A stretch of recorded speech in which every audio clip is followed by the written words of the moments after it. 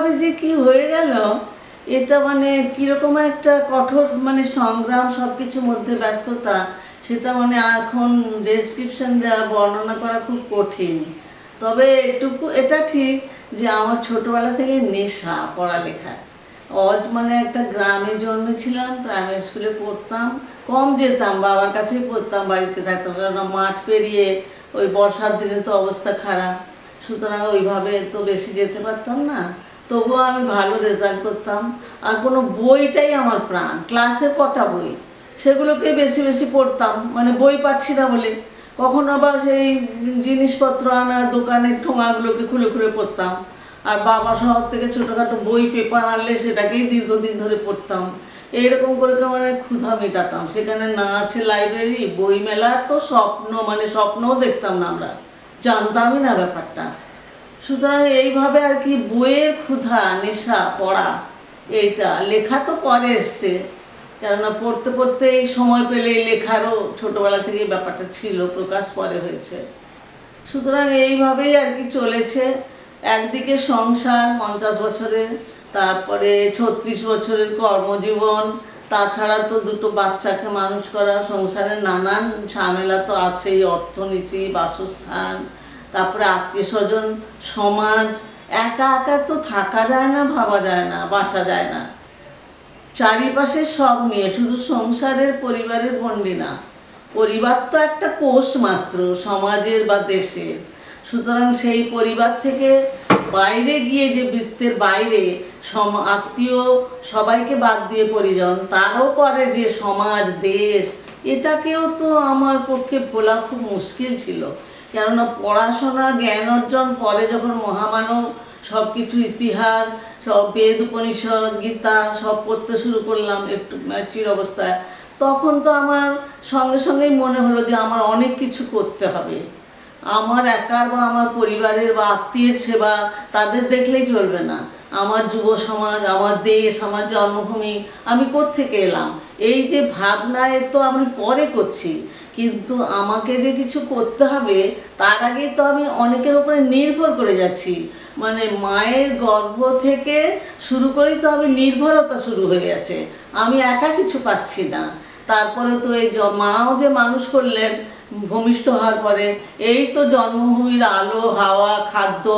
সুতরাং আমার তো সব কিছুর উপরে নির্ভর করে বেঁচে থাকা বা বড় হওয়া, তাহলে আমি তাদের কথা কি করে ভুলবো? সেই জন্য এখনও বৃদ্ধ বয়সে এত লিখলাম। কিসের জন্য? যুব সমাজ, দেশ, মানুষ, মানবতা। এমনকি আমি এত যুদ্ধ, তৃতীয় বিশ্বযুদ্ধ হয়নি ঠিকই, কিন্তু দ্বিতীয় বিশ্বযুদ্ধের ইতিহাস পড়েই দেখিনি তো, বুঝতাম পরে। সুতরাং ওতেই তো আমি মানে অস্থির হতাম। তৃতীয় বিশ্বযুদ্ধ, পরমাণু বোমা, এসব তো আমাকে মানে পাগল করে দিত। তাই আমি দেখলাম যে আমার তো কিছুই করার নেই, এত লিখছে, কি লিখে শুধু হবে?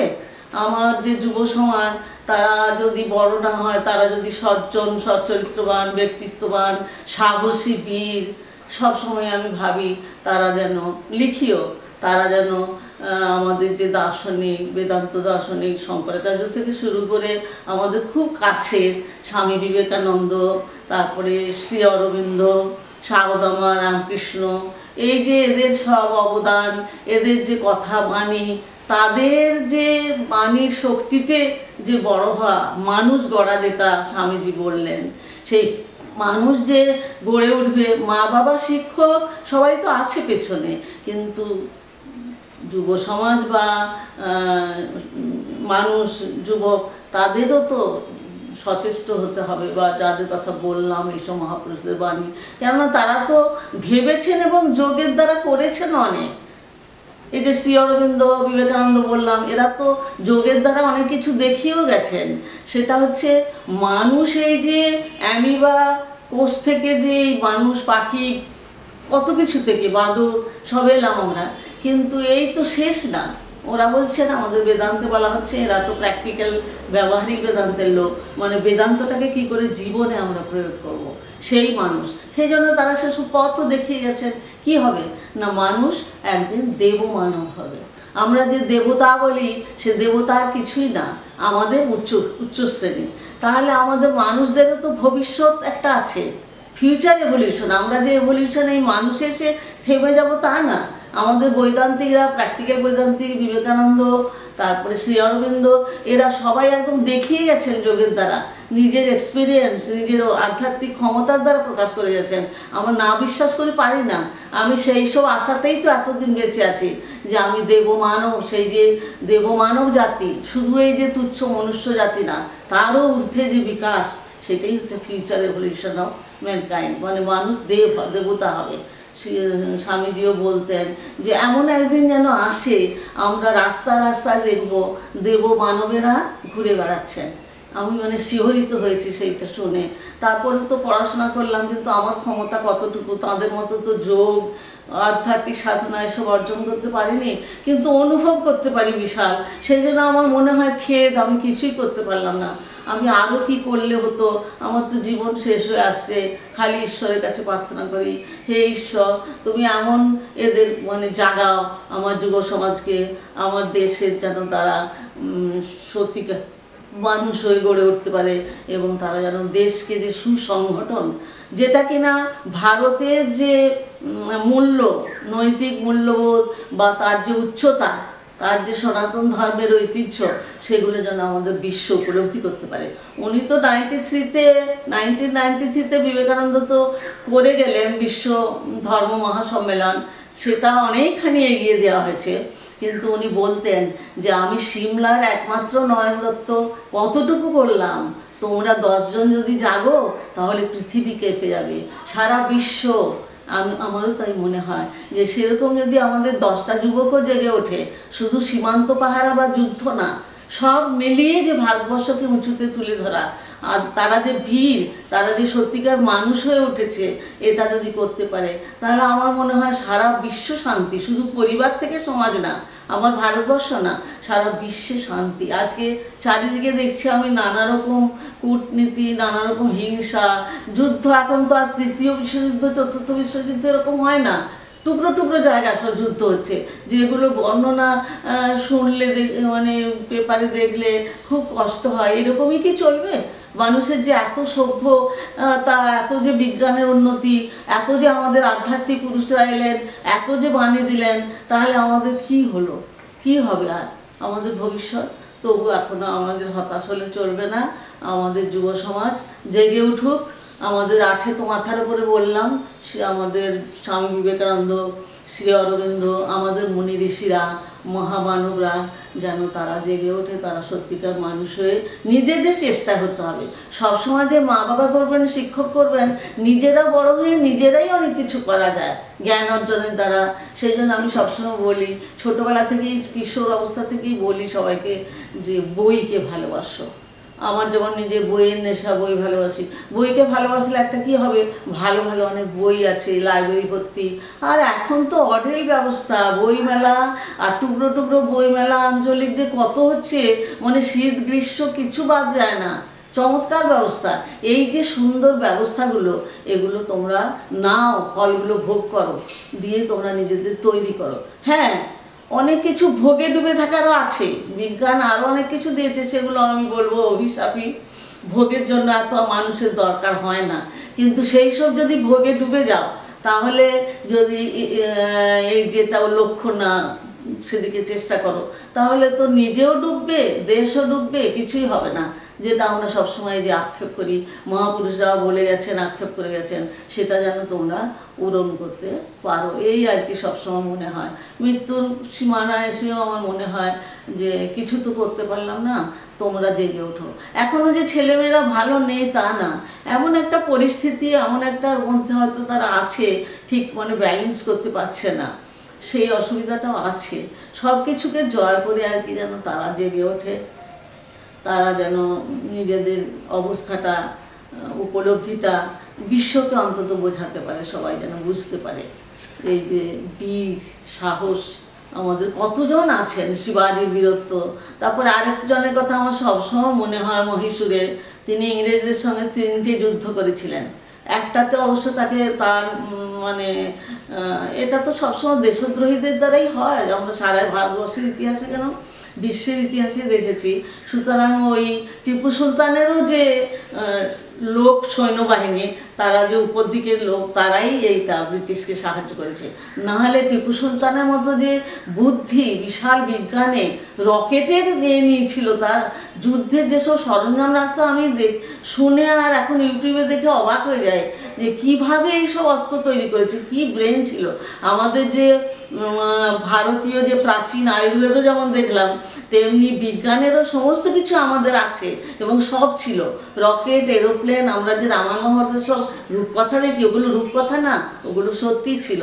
সুতরাং সেই টিপু সুলতানের এখানে একটা কথা আমার মনে হচ্ছে খুব ভালো লেগেছে, কালাম সাহেবের, আমাদের যে প্রাক্তন রাষ্ট্রপতি, উনি তো নাসাতেও গেছিলেন, ট্রেনিং ছিল মহাকাশ বিজ্ঞানী।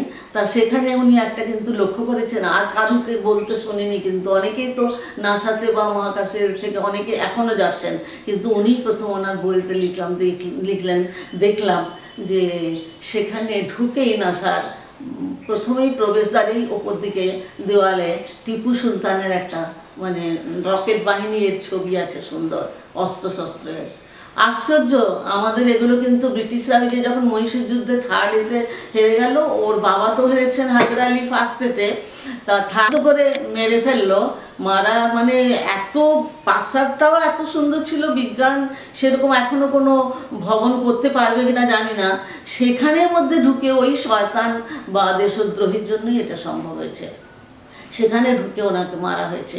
মানে নদীর সঙ্গে যোগাযোগ ছিল, বাইরে জঙ্গলের সঙ্গে, প্রাসাদের বাইরের সঙ্গে, মানে ওনাকে দেখতে পাওয়া ধরা অসম্ভব ছিল, কেউই জানতো না, কিন্তু ওই ষড়যন্ত্রের জন্য এটা সম্ভব হয়েছিল। নাসাকে যে উনি শ্রদ্ধা জানিয়েছেন যে আমাদের দেশে কই এরকম তো দেখলাম না, নাসা আমাদের ওই বিজ্ঞানীকে নিয়ে এরকমভাবে প্রথমেই স্মরণ করছেন নাসা গেটের সোজাই একদম দেয়ালের উপরে।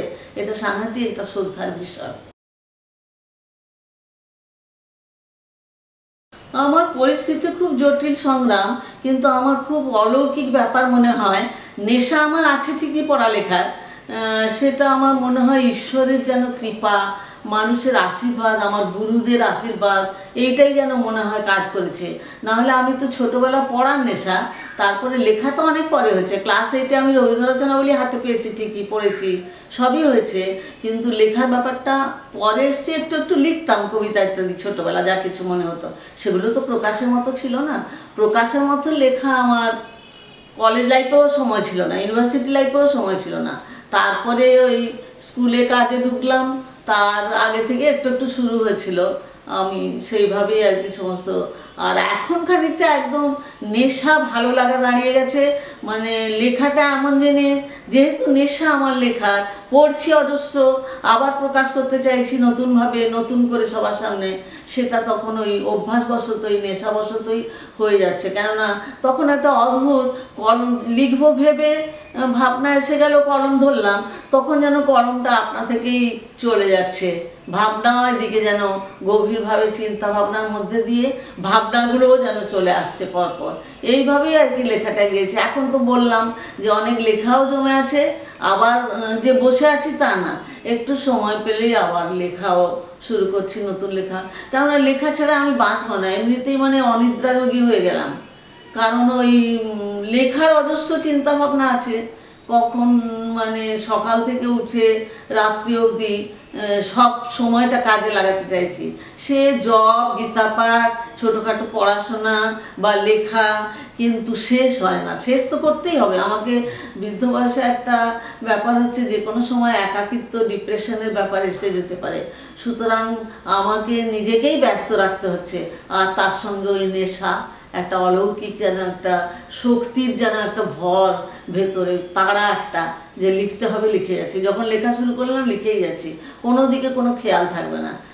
সেটা ঈশ্বরেরই কৃপা, হয়তো আমাকে ভাবনা বা এই লেখার একটা শক্তি জুগিয়ে যাচ্ছে না, এমন কিছু শক্তিমান সাহসী না, তবু এটা হয়ে যাচ্ছে, হয়ে গেছে।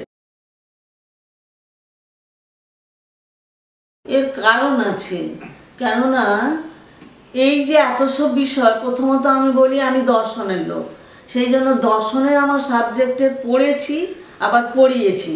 সেই সিলেবাসের মধ্যে যেসব রয়েছে, যেমন তর্ক সংগ্রহ আর কঠোপনিষদ, তারপরে বেদের সূত্র ব্যাসদেবের, ওগুলো নিয়ে একটু লিখলাম। থিবটের ইংলিশ এক্সপ্লেনেশন আছে, ভামতির টিকা আছে বাচস্পতি মিশ্রের, এগুলো সব পড়েছি আমি, এগুলো লিখতে হলো।